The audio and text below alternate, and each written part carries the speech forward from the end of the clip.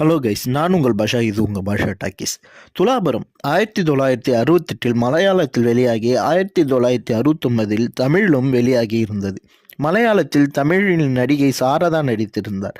இப்படத்திற்காக சிறந்த நடிகைக்காக ஊர்வசி விருதை சாரதா பெற்றார்.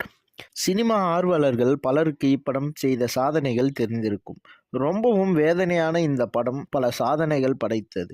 இப்படத்தில் எண்ணற்ற பாடல்கள் இருந்தாலும் இப்படத்தில் மலையாளத்தில் காத்தடிச்சு என்ற பாடல் ஹிட்டானது.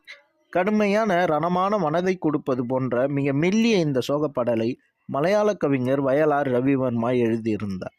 தமிழில் இப்பாடலை கண்ணதாசன் தமிழுக்கேற்றபடி எழுதியிருந்தார். ஆண்டவனும் கோவிலில் தூங்கிவிடும் போது யாரிடத்தில் கேள்வி கேட்பது, ஏழைகளின் ஆசையும் கோவில் மணி ஓசையும் வேறுபட்டால் என்ன செய்வது என்ற அழகான டச்சிங் வரிகளை எழுதியிருந்தார். முதல் மரியாதை படத்தில் வரும் எனக்கொரு உண்மை தெரிஞ்சாகணும் புகழ் வீராசாமி தான் இப்பாடலில் தோன்றி